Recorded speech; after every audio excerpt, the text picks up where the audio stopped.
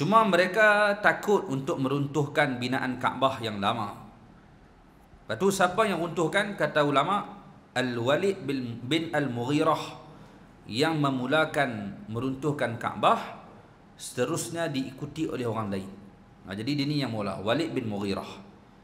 Baik. Dan syarat nak beruntuh Kaabah, syarat dia kena bina dengan sumber yang terbaik. Kalau ada sumber yang baik untuk bina balik, baru kita runtuh. Ini Kaabah ni bukan calang-calang bangunan. Bangunan pertama yang ada di dalam dunia. Inna awwala baitin wudi'a lin-nas lalladhi bi Bakkah mubarakan. Surah apa? Surah Ali Imran, kalau tak salah kot. Tak ingat surah apa, tapi kalau tak surah Ali Imran, juzuk yang keempat.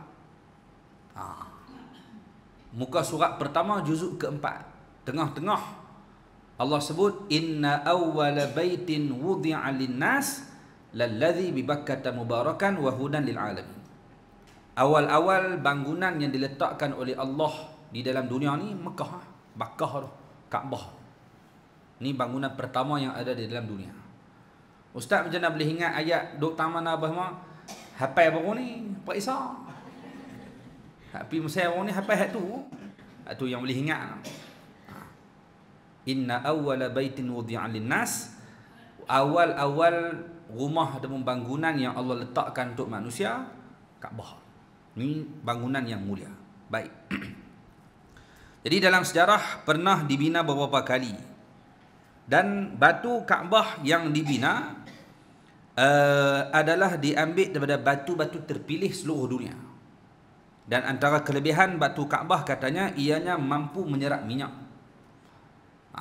Batu dinding kita biasa ni tak serap minyak, tak. Batu Kaabah serap minyak. Lepas tu dia tuang minyak wangi. Lain bau dia. Dan Kaabah pernah runtuh kerana banjir, kita sebut tadi, dan juga pernah runtuh kerana terbakar. Kerana ada seorang perempuan yang katanya tengah pasang bara api dan sebagainya, terbakar Kaabah. Itu sejarah pernah catat. Baik. Yang ni yang saya catat daripada pengajian sirah dengan guru kita di Mesir. Jadi katanya Kaabah asalnya tinggi 9 hasta. Tinggi Kaabah asal tingginya 9 hasta. 9 hasta berapa kaki ya? Satu hasta kalau tak salah 45.5 cm. Satu hasta pada siku sampai tangan tu 9. Jadi kira tengoklah 9 hasta. Jadi satu hasta kalau tak salah 45.5 cm. Saya tengok betul tak betul. Satu hasta berapa sentimeter? Betul, 45.72 cm. 45.7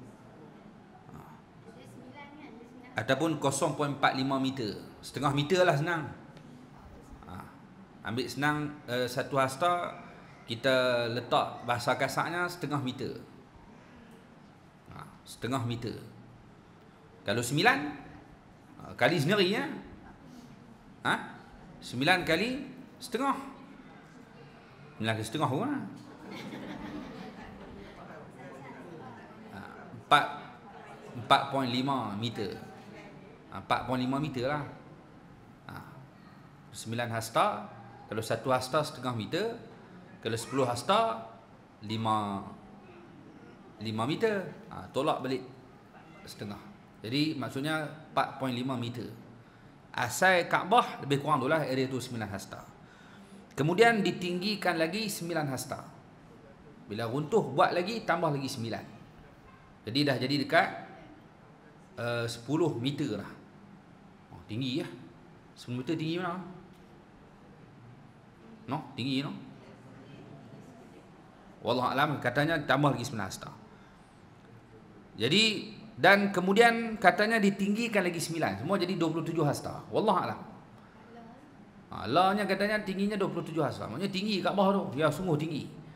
Tapi tak tahulah tinggi mana, saya tak pernah sampai. Siapa yang pernah sampai, dia boleh perasan Kaabah tu besar. Tinggi mana, besar mana. Jadi lebih kurang itulah ketinggian yang pernah dicatatkan oleh para ulama. Jadi pernah ditinggikan beberapa kali Kaabah tersebut. Baik. Batu Hajarul Aswad tadi asalnya warna putih tetapi jadi hitam kerana dosa yang dilakukan oleh manusia terlekat di batu tersebut. Jadi namanya Hajarul Aswad. Ini batu yang mulia. Dan batu Hajarul Aswad ni disebutkan dia melihat siapa yang mai. Dia akan jadi saksi di akhirat kelak. Sebab tu kalau tak boleh kucuk batu tersebut, maka orang yang tawaf tadi melambai angkat tangan. Kerana dia melihat siapa yang mai. Dia ada mata. Itu batu Hajarul Aswad. Dan ibu-ibu dan rahmati Allah Subhanahu wa taala, ada satu teka-teki yang untuk guru kita buat. Ibadat apakah kalau seorang buat, satu dunia tak boleh buat? Ada satu ibadat, kalau dia seorang je buat, satu dunia tak boleh buat apa lah. Tak boleh buat ibadat tu. Kalau kita baca Quran, orang lain boleh baca. Kita puasa, orang lain boleh puasa. Kita buat haji, orang lain boleh buat haji. Ada satu ibadat, kalau dia buat, satu dunia tak boleh buat. Ibadat tu namanya mencium Hajarul Aswad. Kalau hang seorang cium, orang lain renyah saja. Tak boleh buat apa lah. Dan satu tu ya dah. Kalau dia pibuh kepala dia celah tu, orang lain tengok belakang. Jadi dalam satu masa, kalau dia buat, satu dunia tak boleh buat ibadat. Iaitu mencium Hajarul Aswad. Atau baru teka-teki. Kalau buat family day kan, kidaf buat family day kan, lawan teka-teki, ambil lah teka-teki macam tu. Teka-teki yang berilmiah. Kalau sembahyang subuh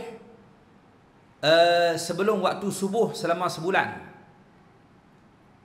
teka-teki ni, dia sembahyang lah ni subuh pukul 6, bini dia pergi bagi cepat 10 minit jam. Jadi dia tengok pukul 6, padahal baru 5.50. Dia kata tunggu sat 5 minit. 6.5 minit dia sembahyang subuh. Padahal waktu sebenar baru 5.55. Tak masuk lagi subuh, dia pergi sembahyang subuh.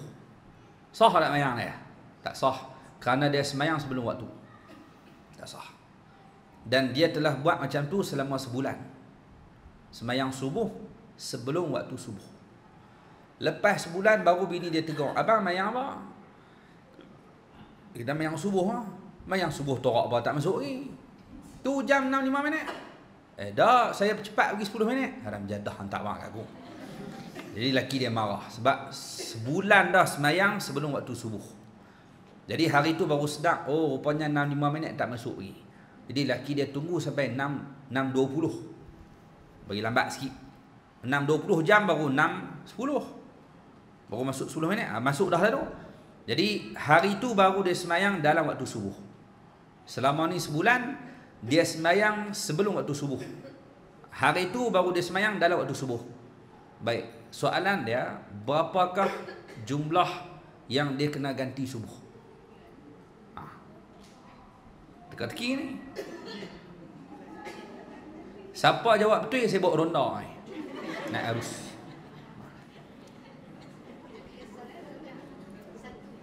Ibu-ibu dan rahmati Allah, dia hanya qada sekali. Dia hanya kena qada sekali subuh. Kenapa? Kerana dalam bab sembahyang qada, kalau dia niat tunai sekalipun dikira qada. Siapa yang niat qada dikira tunai, siapa yang niat tunai kira qada. Kalau tersilap niat. Jadi dia selama ni dia tersilap sembahyang. Hari pertama dia sembahyang sebelum subuh, sembahyang dia tak sah. Kira dia tak sembahyang hari tu. Esok hari yang kedua dia sembahyang juga subuh tapi tak sembahyang dalam waktu. Jadi untuk hari yang kedua juga tak sah. Tapi sembahyang tu kira bayar hak kemarin. Kira bayar hak kemarin. Walaupun dia tak niat qada, tapi bila dia niat fardu subuh tunai, kira qada. Hari ketiga macam tu juga dia sembahyang, tapi tak sah untuk hari ketiga, bayar hari yang kedua.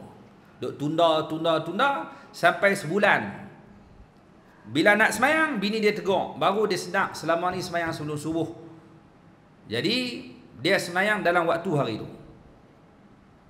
Jadi kalau dia sembahyang sebelum waktu, kira qada hak kemarin. Tapi dah ada dia sembahyang dalam waktu, maksudnya hari tu sah, tapi hak kemarin tak qada. Jadi dia hanya kena qada sekali. Tu teka-teki. Baru betul teka-teki lagu tu. Oh comel macam tadi dua dah teka-teki saya bagi. Ni dak tu teka-teki dia tanya beli sotong, kalau kerak dua jadi apa sotong? Apa boleh jawab? Sotong kalau kerak dua jadi sotongah. Jadi setengah. Dia kata celaka mu. Tu teka-teki pala bapak orang ni. Tu teka-teki bodoh orang ni. Tak ada apa pun main-main dia. Jadi ambil teka-teki ilmiah. Ada ulama teka-teki dalam bab fiqh ni. Jadi apa benda yang kalau dia buat ibadat seorang ni saja buat, satu dunia tak dia buat, namanya mencium Hajarul Aswad. Baik. Jadi batu Hajarul Aswad, ibu dirahmati Allah Subhanahu wa taala sekalian, ada yang menceritakan bahawa dulu ada seorang lelaki yang nak curi batu tersebut. Dia pernah nak curi batu ni, batu Hajarul Aswad. Lalu dicuri batu tadi, kemudian dia bawa balik ke kampung dia, memerlukan kenderaan yang banyak, iaitu binatang lah, keldai. Dia kena guna keldai untuk tarik batu tu 10 ekor. Berat. Nak berkeluar batu tu jadi berat. Dia curi batu tersebut bawa balik kampung ni. Perlukan kenderaan yang banyak untuk bawa balik batu tu, jadi berat batu tu nak tarik. Sampai ke kampung dia jadi gila. Jadi tak betul. Orang pun tak tahu nak buat guna, dia berkata hampir hantar baliklah batu ni. Masa nak hantar balik, sekok keldai cukup lah. Tak berat pun. Dia hantar balik. Baru betul. Dengan buat main-main dengan kota Mekah Al-Mukarramah. Ini kota yang terbaik. Nabi sebut dalam hadis dalam kisah hijrah, sebelum Nabi keluar daripada Mekah, Nabi kata, wahai Mekah, kamu adalah bumi yang terbaik, bumi paling afdal dalam dunia, kamu. Mekah. Bumi paling afdal. Kota negara yang paling terbaik, Mekah Al-Mukarramah. Nabi sendiri yang sebut macam tu. Ini bukan bumi yang, bukan biasa-biasa bumi. Dia nak kena retiak cari jalan supaya kita boleh jejakkan kaki sampai di tempat yang paling afdal, iaitu Mekah Al-Mukarramah. Baik. Jadi disebutkan ketika baginda umur 35 tahun, Quraisy runtuhkan Kaabah. Bukan saja runtuh, nak pergi elok balik. Kerana ada kesan banjir, dah rosak sikit dan sebagainya. Jadi buat lain. Dikutip batu seluruh dunia, batu yang terbaik untuk membina semula Kaabah. Wa qad ishtaraka ma'ahum sallallahu alaihi wasallam fi bina'iha wa kana yahmilu al-hijarata ma'a ashrafi Quraisy wa ma'ahu ammuhu Al-Abbas. Baginda turut serta bersama orang ramai dalam pembinaan semula Kaabah. Baginda mengangkat batu bata bersama pembesar Quraisy dan bapa saudaranya Al-Abbas. Bapa saudara Nabi nama Abbas pun turut serta dalam buat binaan. Jadi pakat bagi tugas, hang angkat bata, hang buat yang tu, hang buat yang ni, pakat bagi tugas masing-masing untuk membina semula Kaabah. Baik. Jadi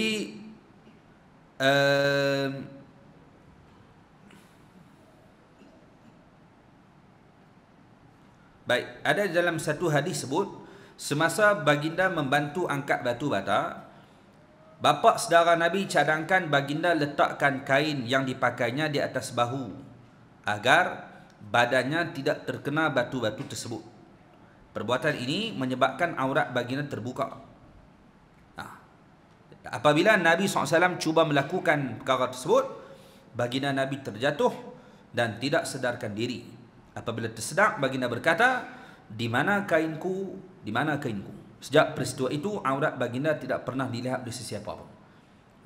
Ada peristiwa pernah Nabi nak bina Kaabah tadi, lalu diletakkan kain yang dipakai oleh Rasulullah, maksudnya nak lindung daripada kena batu. Jadi aurat Nabi terbuka, gaya nak buat tu terjatuh. Terbuka aurat betul. Di bila Nabi sedap, Nabi tanya, mana kainku? Yang start pada tu, tak ada siapa dah nampak aurat Nabi SAW. Baik. Dia terselaklah kain Nabi boleh jadi. Hadis riwayat Imam Bukhari dan Muslim. Ada cerita dalam kitab para ulama. Baik. Jadi maksudnya ada kisah berlaku berkaitan dengan membina semula Kaabah. Jadi Nabi pun turut serta buat bina Kaabah. Bukan tanya buat saja, bukan semang saja, turut ambil bata tolong buat. Buat kerja juga. Ada orang mai agak pergi buat kalut, dia buat kalut. Bintang tu dia ambil bata dia letak ni. Ni mau meneraja lagi. Nak buat kalut bang ni. Main ambil bata pegang buat lah dak dia buat kalut bintang tu dia lari tang ni. Nabi buat aja. Baik. Wa ikhtalafat Quraisyun fi man yad'u al-hajar al-aswada makanahu. Thumma ittafaqu ala an yakuna al-hakamu awwala dakhilin min al-masjid. Quraisy bertelingkah tentang siapakah yang paling layak meletakkan Hajarul Aswad di tempat asalnya. Bila siap bina Kaabah, batu ni siapa nak letak? Batu mulia ni. Siapa nak letak? Jadi mereka bertelingkah, duk bincang siapa paling layak. Bincang ni 4-5 malam sampai nak perang. Sampai dah ada keputusan siapa nak letak ni, lalah perang. Tak puas hati, aku nak letak, hang nak letak, mari kita perang. Tu kata perangai orang Arab, mereka suka berperang tanpa ada sebab yang munasabah. Mereka suka sungguh. Sebela jadi macam tu. Pernah waktu duduk saya di Mesir, duduk balik pada Kelah, tengok jalan jam. Ada demonstrasi. Pakat turun. Orang Arab, pemuda-pemuda Arab pakat turun. Mengamuk. Kita tanya sebab apa ni, ada kisah apa ni? Rupanya kawan mereka keracunan makanan. Nak haram sungguh, kerana tu hamba turun jalan raya. Oh, mereka kira nak perang eh. Sakit perut nak perang, racun makanan, semua kira nak perang. Tu bukan jalan dia. Tu bukan jalan yang betul. Jadi orang Arab ni suka perang tanpa sebab yang munasabah. Jadi kerana nak tak batu Hajarul Aswad, duk bincang bincang nak perang. 4-5 malam dah tak selesai ni. Siapa nak letak ni? Semua nak ambil nama. Buat batu tadi semua dapat dah, ni nak letak ni. Oh, ini bukan calang-calang batu ni. Siapa nak letak? Jadi bincang, berpakat sampai dekat 4-5 hari daripada bertelagah macam mana nak buat ni. Kerana setiap bahagian ada hang buat bahagian ni, aku buat bahagian tu, cukup dah. Cuma tang batu ni macam mana nak buat? Kalau hang bubuh, aku tak dapat nama. Kerana yang bina Kaabah ni semua pembesar Quraisy. Korang-korang ada 4 kabilah. Siapa nak buh ni? Baik. Jadi ibu-ibu yang dirahmati Allah Subhanahu Wa Taala sekalian, maka mereka semua buat keputusan, buat mesyuarat, mereka sepakat untuk lantik seorang hakim. Kalau macam tu kita nak lantik hakim. Siapa dia hakim tu? Siapa yang pertama sekali masuk masjid? Kita tunggu esok pagi, orang pertama yang masuk masjid, dialah jadi hakim. Jadi tak tahu siapa dia. Kita akan lantik orang luar jadi hakim. Cuma mereka duk bimbang tak, kena Abu Jahal masuk time tu, jam. Mana nak buat ni? Duk takut orang ni. Siapa dia nak masuk ni? Baik. Fakana awwalu dakhilin Rasulullah sallallahu alaihi wasallam fa farihat Quraisyun bihi wa qalu radina bil amin. Rasulullah SAW merupakan orang pertama yang masuk masjid dan mereka bergembira dan berkata, kami bersetuju dengan orang amanah ni. Tengok-tengok Muhammad masuk, pakat seronok habis. Kalau Muhammad tak bah. Kerana Muhammad terkenal dengan Amin. Muhammad Al-Amin. Jadi orang yang jujur, yang amanah. Memang cerdik sungguh tak ni. Kalau dia tak bah. Muhammad kat setuju. Jadi duk bincang tak lepas, lalas lantik hakim. Siapa dia hakim? Muhammad. Kalau Muhammad tak bah. Semua bersetuju kalau Muhammad jadi hakim. Ni cerita ni sebelum Nabi dilantik jadi Rasul. Semua seronok dengan Nabi. Tengok-tengok Nabi mai seronok terus. Kerana Nabi tak bawa Islam lagi waktu tu. Bawa Islam mula benci. Itu sifat musuh kepada agama Allah. Kalau kita cerita pasal Islam, musuh akan mai. Hak sayang yang dibenci. Baik, jadi mereka melihat Rasulullah orang pertama yang masuk masjid, maka mereka menjadi gembira, seronok, dan mereka kata kalau dia jadi hakim kami setuju. Baik. Apa Nabi buat bila bincang macam mana nak buat? Kata di sini, fawada'al hajara fi rida'in wa talaba min kulli ra'isin an yumsika bi tarfin min ar-rida' thumma amarahum bi raf'ihi falamma wasalu bihi ila mawdi'ihi akhadahu ar-rasulu bi yadihi wa wada'ahu bi yadihi syarifah fazala al-khilafatu bi hukmihi wa ta'ajjabat Quraisyun min quwwati fikrihi. Baik. Jadi disebutkan baginda meletakkan batu Hajarul Aswad di dalam selendangnya yang dihamparkan. Jadi mereka main duk bergaduh macam mana nak buat ni. 4 hari dah tak settle. 5 malam dah bincang macam mana nak buat. Siapa nak letak. Tak lepas-lepas. Muhammad hang kena jadi hakim. Awak bersebang ni. Siapa nak letak batu Hajarul Aswad. Nabi buat apa? Ambil selendang, hampak. Law tu juga buat keputusan. Ambil selendang, hantar. Selendang tu hamparkan. Kemudian diletakkan batu tadi di tengah-tengah selendang. Baginda meminta setiap ketua kabilah memegang tepi selendang tu. Mana ketua mai? Pegang tepi kain tu seorang sikit. Pegang seorang sikit. Baik. Lalu baginda menyuruh mereka sama-sama angkat. Pakat-pakat angkat. Semua pakat angkat. Setelah sampai ke tempat asalnya, iaitu di penjuru Kaabah, baginda memegang batu itu dengan tangannya yang mulia dan meletakkannya di tempat asalnya. Jadi semua dah pegang, Nabi angkat dan Nabi letak dengan tangan Nabi yang mulia. Dengan cara itu, baginda berjaya menghapuskan pertelingkahan tadi. Jadi tak ada siapa boleh claim aku buat, aku memegang seorang. Semua pakat setuju. Aku pegang, semua pakat dapat nama. Maka yang duk bergaduh sampai 4 malam tu selesai dengan pagi tu. Sebab tu disebutkan sini kaum Quraisy terpegun dengan kekuatan fikiran baginda. Depa jadi heran terus. Kita sampai 5 malam tak reti fikir, punya bodoh piang. Tengok Muhammad main settle pagi ni ya. Takjub terus. Macam mana dia boleh fikir macam tu? Tak lepas 4 malam takkan tak dapat idea tu. Tak sampai. Muhammad main pagi ni settle. Tu dalil kata Rasulullah ni orang yang sangat bijak. Settle terus pagi tu juga. Dia boleh settlekan masalah on the spot. Ni orang bijak orang ni. Ayah yang bijak kena selesai masalah. Anak tu bergaduh macam mana nak selesai. Jangan bincang lama, kena selesai dia bagi adil sama banyak. Saya dulu nak cerita dah dulu waktu Siti Fatimah mengadu kat Rasulullah, Aisyah bagi tahu kat dia, kata dia kahwin dengan Nabi, dia anak dara. Mak Fatimah kahwin dengan Nabi janda. Jadi anak dara dengan janda, anak dara lah kemahli. Tapi bila duk sebut macam tu, Fatimah jadi tak syok. Dia duk bagi tahu dia kahwin, nak masa dia kahwin dia anak dara, Khadijah kahwin, Khadijah janda. Mengadu kat Nabi SAW. Macam mana Nabi nak buat ni? Nak marah bini, tak bela ni anak. Macam mana nak buat? Tengok Rasulullah selesaikan masalah, win-win situation, dua-dua dapat manfaat. Nabi kata apa? Betul Khadijah kahwin aku dia janda, Aisyah kahwin dengan aku dia anak dara. Benda tu betul, nak marah apa? Cuma habaq kat Aisyah, kata kat dia, waktu ayah kahwin dengan Khadijah, ayah nak turuna. Tapi waktu dia kahwin dengan ayah, ayah duda dah waktu tu. Siapa lagi kemas dapat turuna ke nak duda? Walaupun dia janda dapat nak turuna. Walaupun hang nak dara, tapi hang kahwin dengan duda. Dan Nabi selesaikan masalah dengan benda tu selesai masalah. Ni dalil kata Nabi sendiri. Otak Nabi sangat luar biasa. Dia jadi takjub macam mana Nabi boleh selesaikan masalah yang mereka duk bincang selama 4-5 malam sehingga nak perang. Kerana tu nak perang. Bukan payah nak settle. Jadi mereka takjub dengan kekuatan fikiran baginda Nabi SAW. Sebab tu kena guna otak, akal fikiran. Allah kurniakan kepada manusia ni akal supaya ilmu yang dia boleh dapat tadi bertambah dengan cara mengaji. Berbeza dengan binatang. Binatang dikurniakan oleh Allah ilmu sejak dilahirkan. Lepas tu ulama sebut binatang ni adalah makhluk yang muallam, yang telah terpelajar.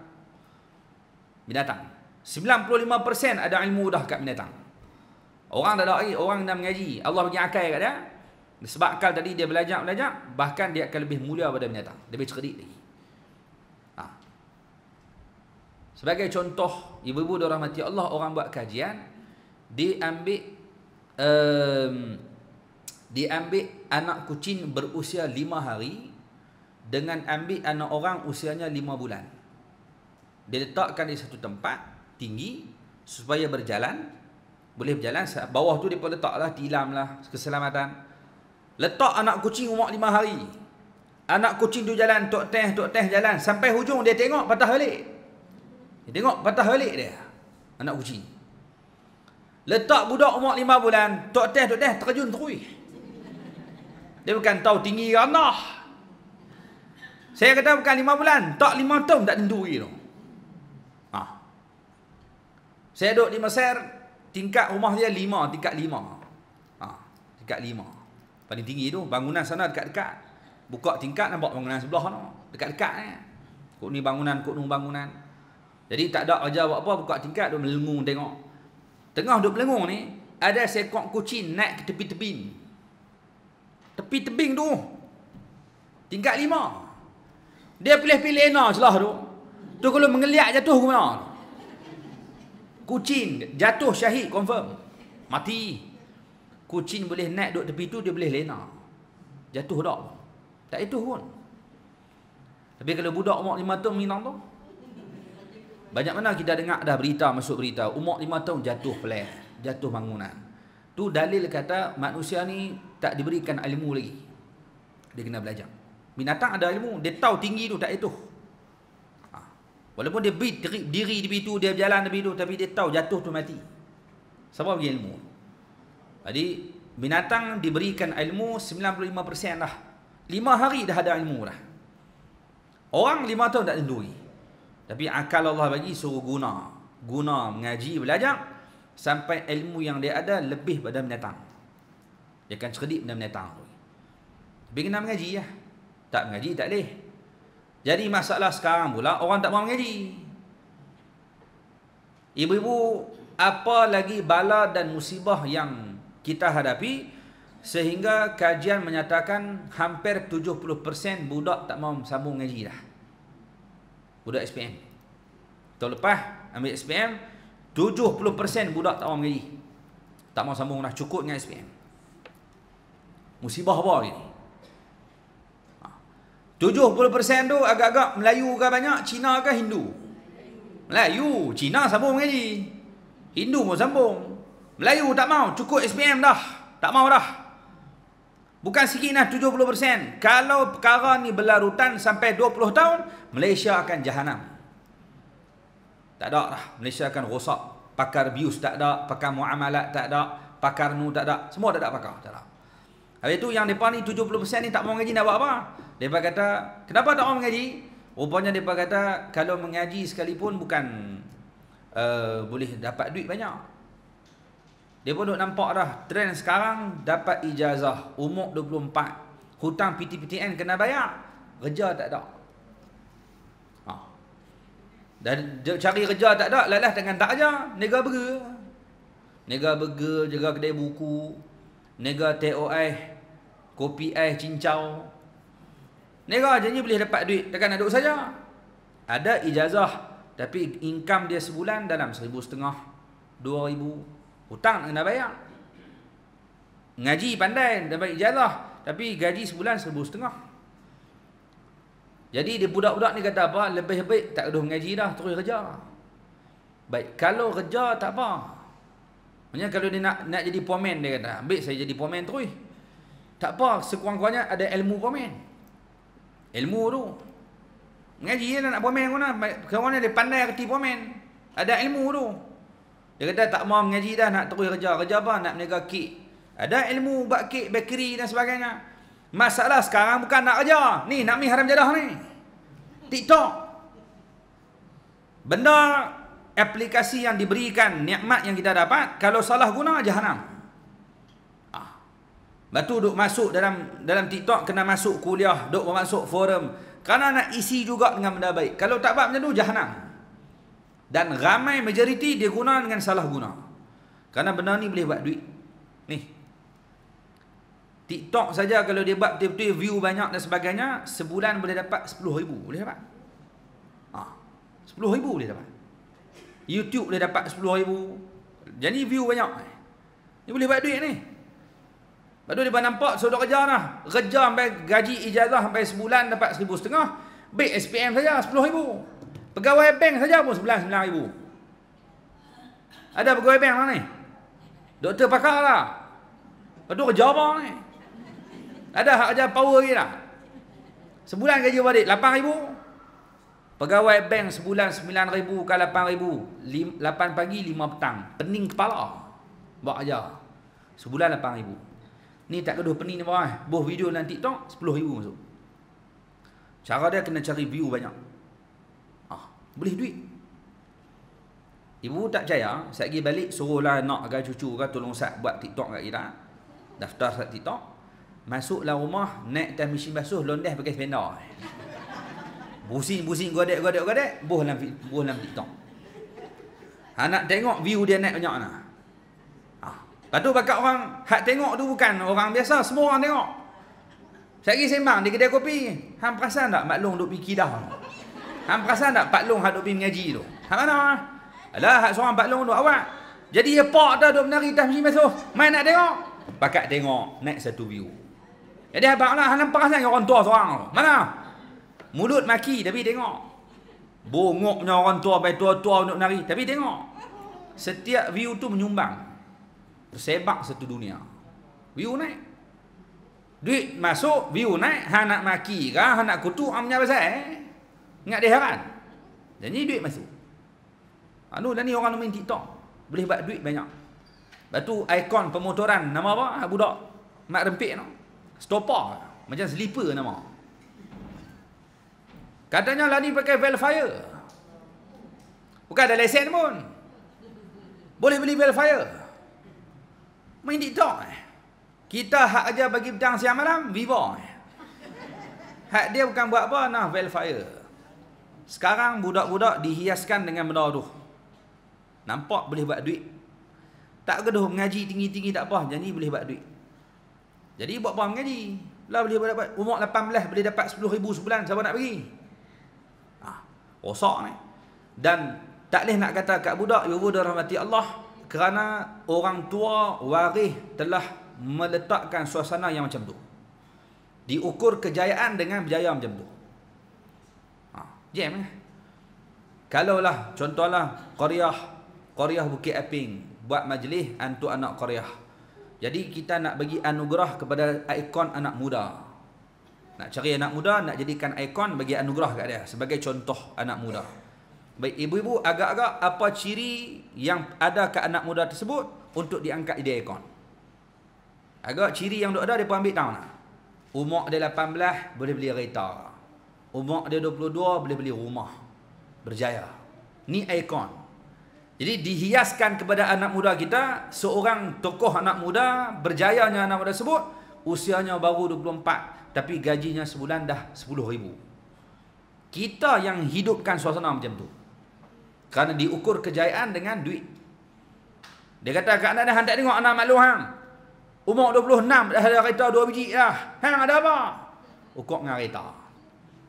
Hang tengok dia tu umur 28, jutawan. Berjaya dah. Hang 28, minyak motor tak boleh buh lagi. Hanya dia berjaya, tapi jangan diukur kejayaan dengan duit tu. Rosak. Kita yang cipta suasana. Rosak ibu yang dirahmati Allah. Kerana kejayaan dia. Kenapa tak lantik ikon? Qaryah Bukit Aping, kenapa budak ni ikon? Kerana umur dia baru 18, tapi 30 juzuk hafal dah. Baru ikon betul. Umur dia 22, baru umur 24, pesyarah. Ada master dah, duk buat PhD dah, baru 25. Nak siap dah PhD, ni baru ikon. Ni dah ikon, jaya, jutawan, duit banyak. Ni yang dilantik jadi ikon. Bukan kita kena salah, tapi kalau suasana ni yang dihidupkan, rosak. Budak-budak tak orang gaji, sebab nampak duit berlambak. Lagi 20 tahun kalau suasana ni duk ada, Malaysia takkan ada kepakaran yang hebat. Tak ada pakar nu, tak ada. Yang ada hanya jutawan bodoh. Duit berlambak tapi bodoh. Adalah bil bayar 2 biji, rumah 3 biji, tapi bodoh piang tak tahu apa. Rosak. Lepas tu Sayyidina Ali kata apa? Sayyidina Ali sebut dah. Kata Sayyidina Ali, al-ilmu khairun minal mal. Ilmu lebih bernilai pada harta. Kenapa ilmu lebih bernilai pada harta? Kata Sayyidina Ali, kerana al-ilmu yahrisuka wa anta tahrisul mal. Kerana ilmu menjaga kamu, sebaliknya harta kamu nak jaga dia. Mana lagi baik? Kalau kita ada ilmu, ilmu jaga kita. Sesat macam mana pun ada ilmu, dia akan bagi petah balik. Kalau dah harta tak jaga kita, kita nak jaga dia pula. Ibu-ibu beli kereta mewah, jaga kita kan? Ramai mana aksiden dengan Alphard meninggal. Beli motor besar harga 80,000, naik motor mati, aksiden. Itu kan jaga tuan. Tak jaga. Ibu-ibu ada duit RM3,000, katalah 3,000. Dalam bank berlambak, di tangan tak banyak. 3,000 Baik, 3,000 buh kat mana? Buh atas TV? Buh atas meja? Tak. Buh dalam peti. Ada beg kita bubuh. Beg tu pula kita akan buh dalam peti. Peti tu kita ada password. Buh dalam tu. Peti tu buh dalam laci, kunci laci tu. Kunci kita ambil buh dalam poket. Laci tu duduk dalam mana? Laci tu duduk dalam almari. Jadi duduk dalam almari pula kena kunci. Ambil kunci buh dalam poket. 2 kunci lah. Almari buh kat mana? Dapur?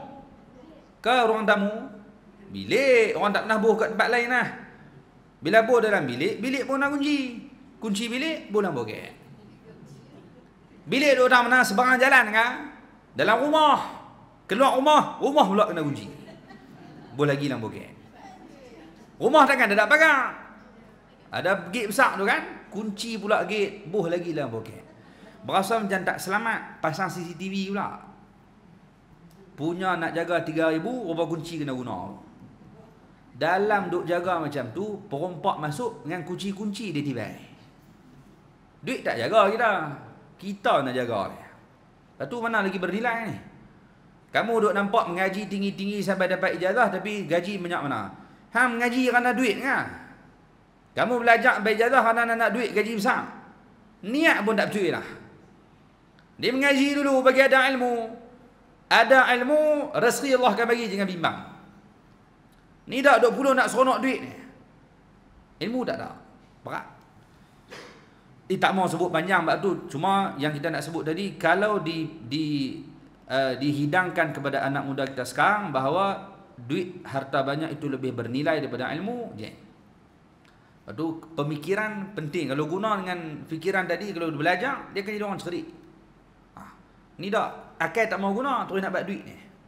Buat duit pula dengan cara tak sihat. Main TikTok ni. Kalau bisnes sungguh, berniaga sungguh, tak apa lah. Tak ada. Ni buat, dia nampak duit tu senang dapat. Zaman sekarang. Na'udzubillah min zalik. Jadi pemikiran kalau tak diguna, rosak. Sebab tu, ibu-ibu dan rahmati Allah, macam mana nak selesaikan masalah ni? Ulama bagi ada 3 jalan yang kita boleh dakwah untuk berbincang dengan anak muda. Ya, kalau anak kita sendiri pun, macam mana kita nak pastikan dia ikut jalan yang betul? Ulama kata ada 3 cara. Yang pertama namanya al-ijbar, paksaan. Boleh dia ikut. Cuma cara paksaan ni tak boleh pakai selalu dan sentiasa. Tak jadi. Lama-lama sekali baru jadi. Ataupun sekali-sekala. Dia tak boleh berterusan. Sebagai contoh, nak suruh anak kita pakai tudung. Paksa pakai, dia akan pakai. Pakai, tak pakai rubah menampak. Bila paksa pakai, dia akan pakai. Tapi sampai bila nak paksa? Sampai bila nak paksa? Tak boleh paksa sampai tua. Maksudnya paksaan tadi boleh guna, tapi dia punya persen tak banyak. Sikit. Baik, kaedah tu tak boleh guna pula. Pasal paksaan ni tak sentiasa. Kaedah yang kedua namanya al-ighra, pujuk. Pujuk dia, kalau kakak pakai tudung, sekejap mak belanja aiskrim. Kakak pakai tudung, mak belanja handphone, contoh. Bagi pujukan kat dia. Jadi dia akan pakai kerana dapat imbuhan. Kalau mak tak bagi, tak pakai. Susah juga. Maksudnya nak kena pujuk sedia, mampu ke tu. Maksudnya pujuk ni pun tak jadi juga, dia tak berterusan. Dia boleh waktu tertentu saja. Jadi kaedah yang ketiga kata ulama namanya al-iqna', berikan kefahaman. Yang ni kaedah yang boleh pakai. Pahamkan kepada budak tadi kenapa dia perlu pakai tudung. Jadi tanpa paksaan, tanpa pujukan, kalau dia faham, dia akan tahu kenapa dia kena pakai. Jadi kaedah ni boleh kekal berterusan. Jadi cara guna, bagi faham. Nak kena bersembang, nak kena berbincang.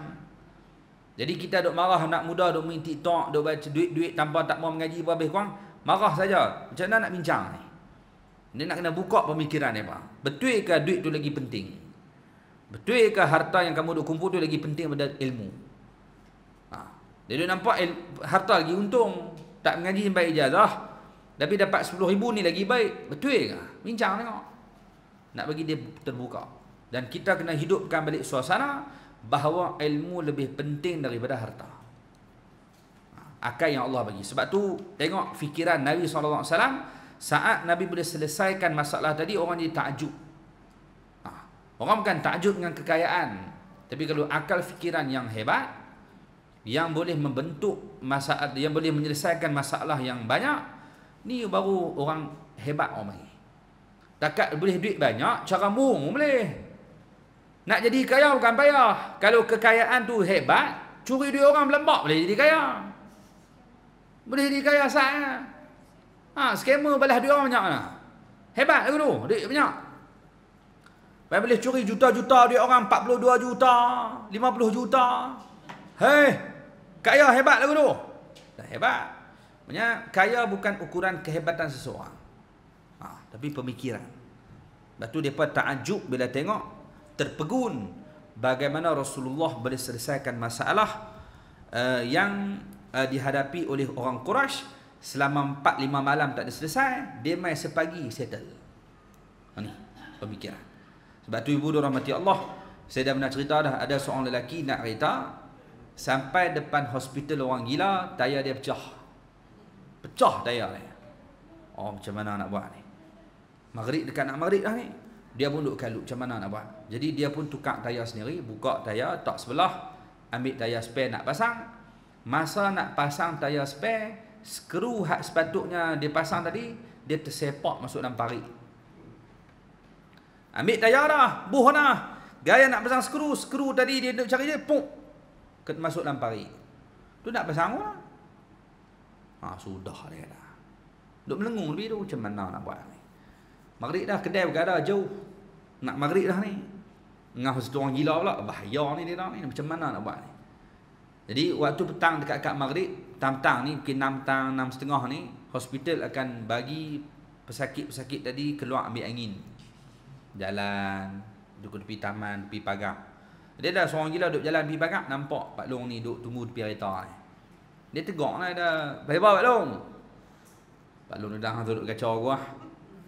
Orang gila bukan boleh layan. Kalau kita layan orang gila, dengan kita gila ni. Duduk sembang ni pak. Lepas tu hang duduk kacau aku. Takkan tak boleh sembang kot. Kok saya boleh bantu pun tak tahu. Pak Long ni pun dah buntu dah, tak tahu jalan. Jadi dia buat apa? Dia pun beritahu, "Dak, ni kereta Pak Yah pecah ni. Nak pasang tadi ni, skru pula jatuh dalam parit." Oh, pening kepala. Lepas tu nak buat apa nak? Tu dah duk fikir ni tak tahu ni. Orang gila kata, "Saya ada satu idea." Idea hang pun nak pakai? Hang pun tak betul. Orang gila kata, "Dengar dulu. Kalau berguna ambil, tak guna bukannya rugi, bukan sesuai bayar pun." Apa dia? Di tayar kereta tu ada lagi 3 biji tayar. Setiap tayar ada 4 skru. Setiap tayar ada 4 skru. Pak Long pergi ambil setiap tayar 1 skru.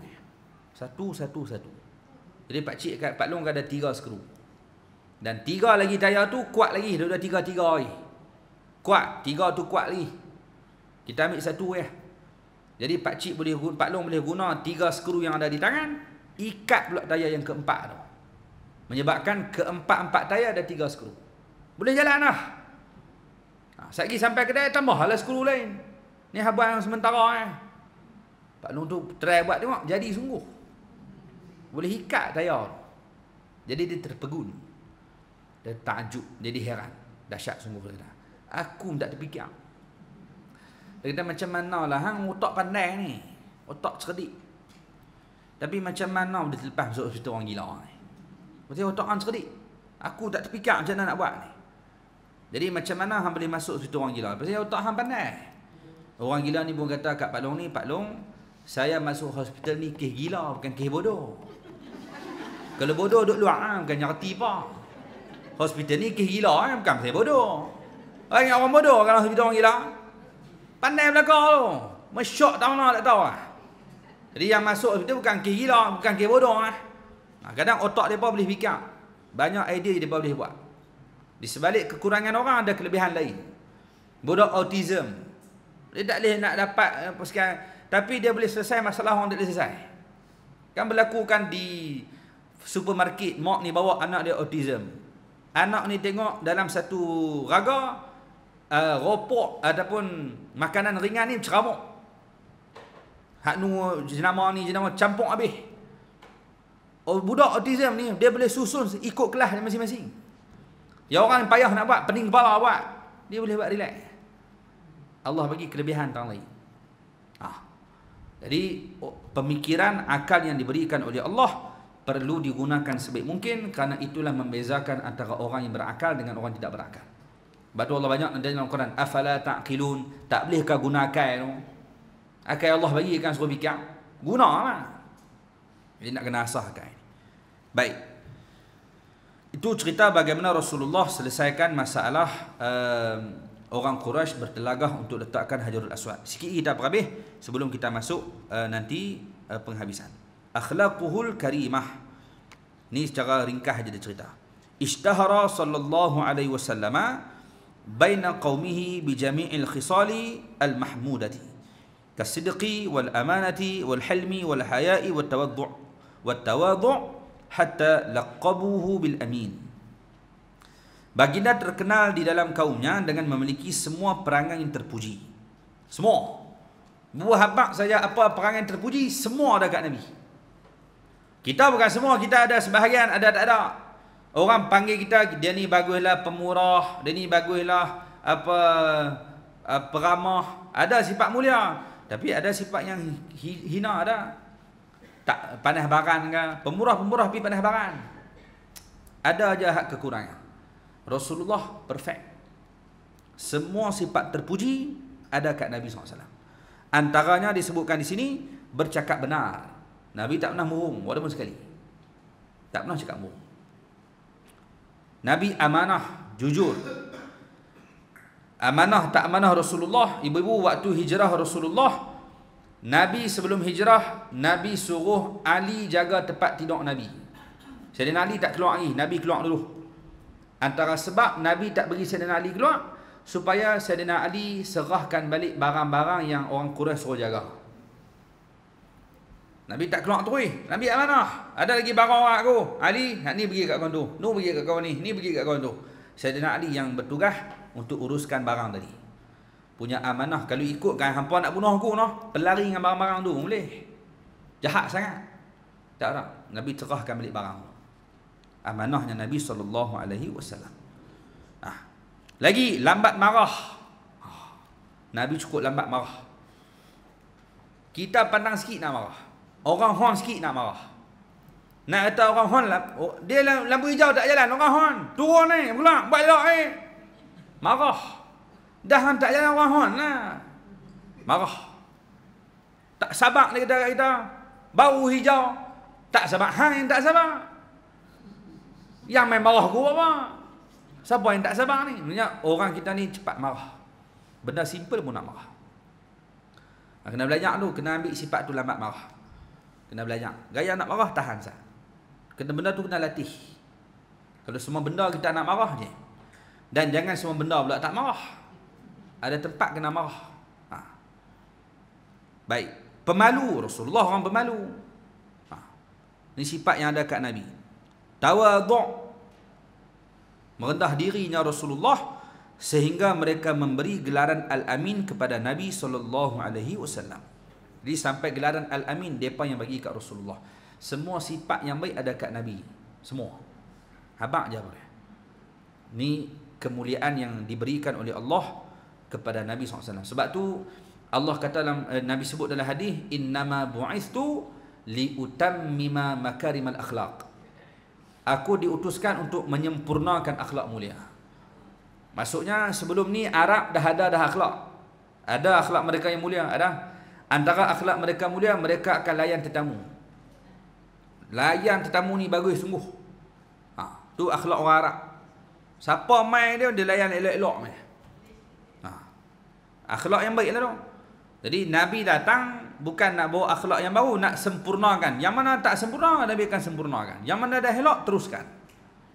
Itu akhlak Nabi. Jadi Nabi datang dengan akhlak yang sempurna. Semua ada kat Rasul SAW. Wa kana qaumuhu wa ashiratuhu yuhibbunahu hubban 'azima wa yahtarimunahu ihtiraman zaida. Semua kaum keluarga Nabi, sayang dan menyayanginya dengan kasih sayang yang bersangatan, dan mereka amat menghormati Nabi dengan penghormatan yang luar biasa.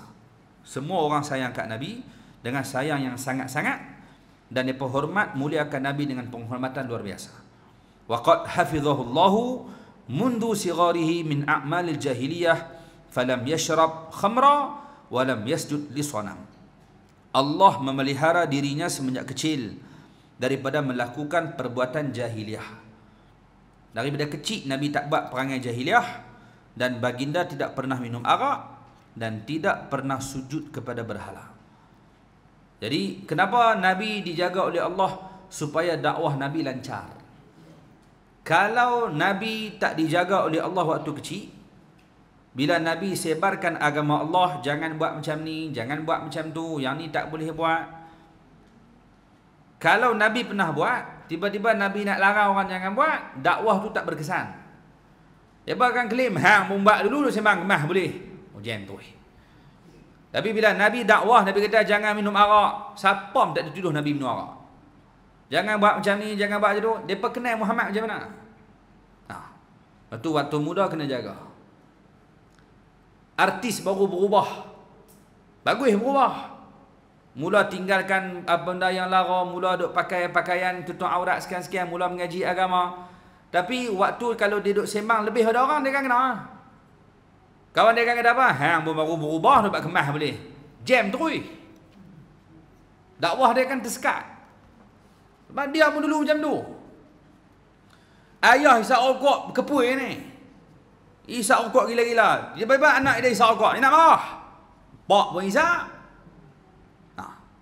Ayah nak kata apa? Jam. Jadi berbudu rahmati Allah, Nabi tak ada siapa boleh tuduh Nabi korang dah, kerana dijaga oleh Allah daripada kecil. Wa akramahu Allahu qabla an-nubuwati bi mu'jizatin dallat ala 'idhami mustaqbilihi minha taskhirul ghamamati lahu fi safratihi thaniyati ila Syam. Allah memuliakan dengan beberapa keistimewaan sebelum dilantik menjadi nabi. Ia menunjukkan atas masa depannya yang hebat. Antaranya baginda dipayungi awan dalam perjalanan ke Syam buat kali yang kedua.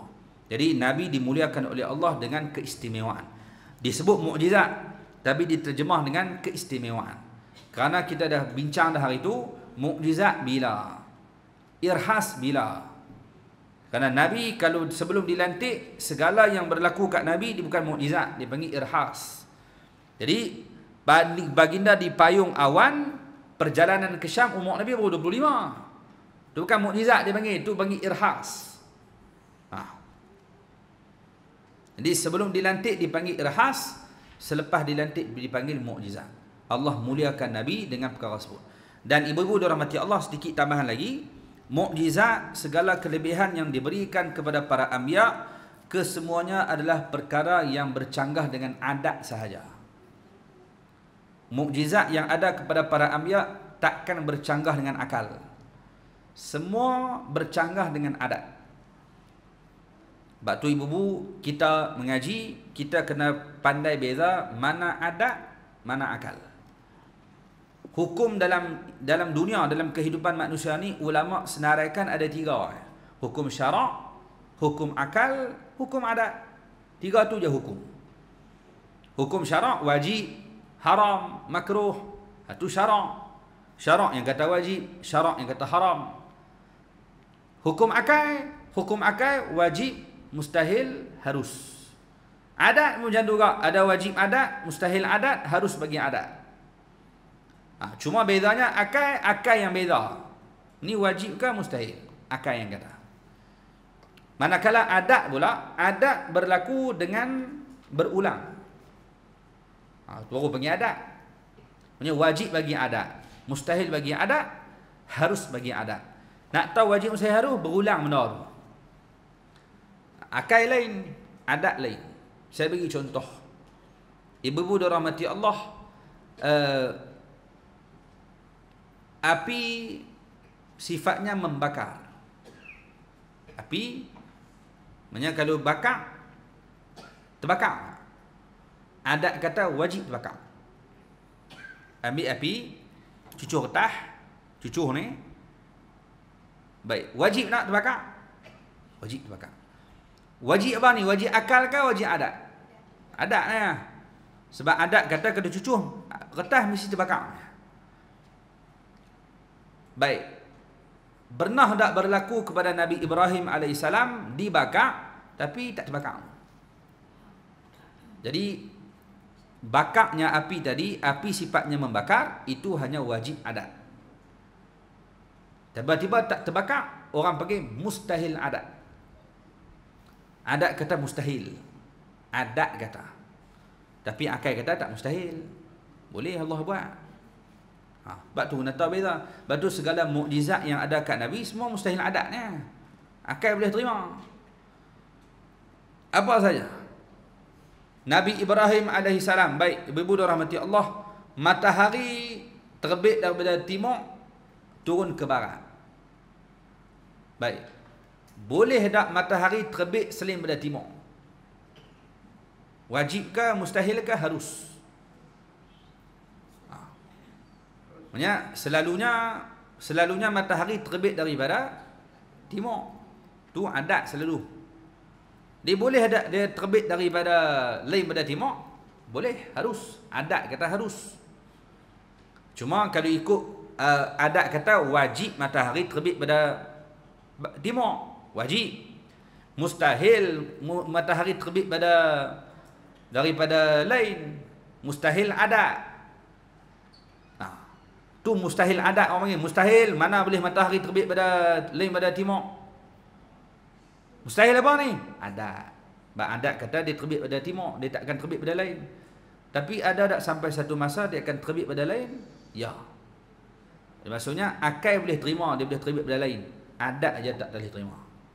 Sebab tu Nabi Ibrahim guna hujah, kalau betul hang Nabi wahai Namrus, kalau kamu betul kamu Tuhan wahai Namrus, maka naikkan matahari daripada barat turun ke timur. Kenapa dia cabak naik pada barat? Sebab benda tu adat dia. Dia takkan bercanggah dengan akal. Para Nabi dia takkan guna benda yang bercanggah dengan akal. Mak akal tak boleh terima kalau benda tu pelik. Tapi kalau adat boleh. Boleh je terbit pada barat. Kalau boleh buat. Sebab tu adat ya.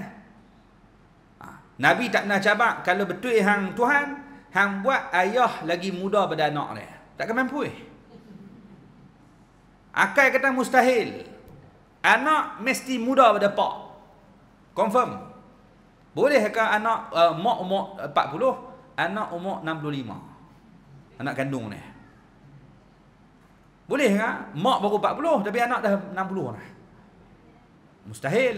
Mustahil apa ni? Ni bukan adat dah, ni akal. Akal tak boleh terima. Gimana ni? Mustahil akal.